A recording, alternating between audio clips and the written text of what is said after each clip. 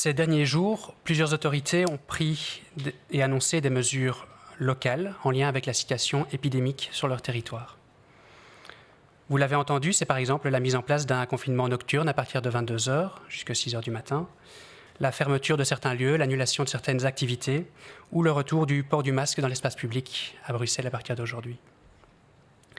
Ces mesures ont toutes le même objectif, limiter au maximum les contacts à risque entre personnes.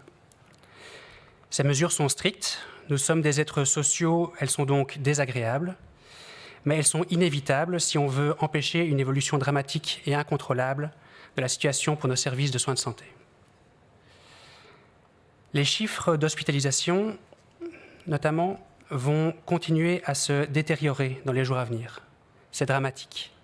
C'est dramatique pour les personnes qui sont hospitalisées, c'est dramatique pour les personnes qui vont être hospitalisées, c'est dramatique pour le personnel de santé. Et nous n'avons pas de prise immédiate sur cela. Parce qu'il y a toujours un décalage dans le temps entre nos actions à tous et leur impact. Cette semaine est et reste une semaine très importante. Parce que cette semaine, nous devons essayer de faire fléchir les courbes des semaines à venir. Cela ne se produira que si, dès aujourd'hui, nous coupons les potentielles chaînes de contamination. Et cela ne peut se faire que si chacun prend ses responsabilités. Faisons partie de la solution et non du problème. Nous appelons tout le monde à agir à son niveau. Ce n'est pas le moment de chercher les limites des règles, c'est plutôt le moment de chercher à maximaliser l'application des règles.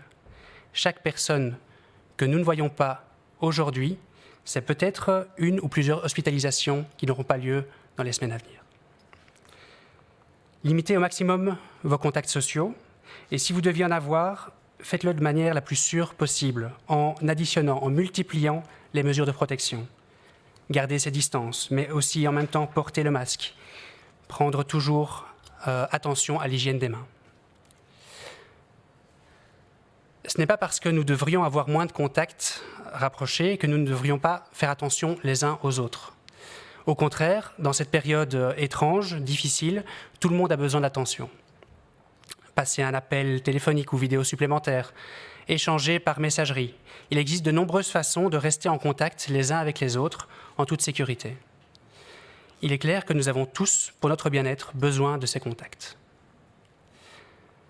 Et pour beaucoup de personnes de plus de 65 ans, c'est une période très difficile.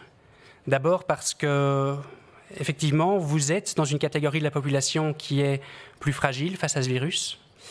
Aussi parce que, contrairement aux générations plus jeunes, vous n'avez aucun contact lié au travail ou à l'école. De nombreuses activités culturelles ont été annulées et il y a moins de possibilités de recevoir des visiteurs. La tentation serait grande de vouloir voir des amis, de la famille. Nous le comprenons. Mais dans les circonstances actuelles, cela reste vraiment imprudent. Cherchez des manières sécurisées pour rester en contact avec vos proches, pour vous détendre, pour vous ressourcer. Décrochez le téléphone pour rattraper le temps perdu. Limitez-vous, si possible, à des activités à l'intérieur, chez vous, seul. Et si vous sortez, eh bien, faites-le à des endroits ou à des moments où vous pouvez garder vos distances physiques avec les personnes que vous croiseriez. Nous sommes tous ensemble dans une situation difficile et nous n'en sortirons qu'ensemble. Une société combative et unie est plus forte qu'un virus, et même face à ce virus. Nous comptons sur vous tous plus que jamais. Essayons tous d'aller plus loin dans l'application de mesures pour lutter contre ce virus. Merci.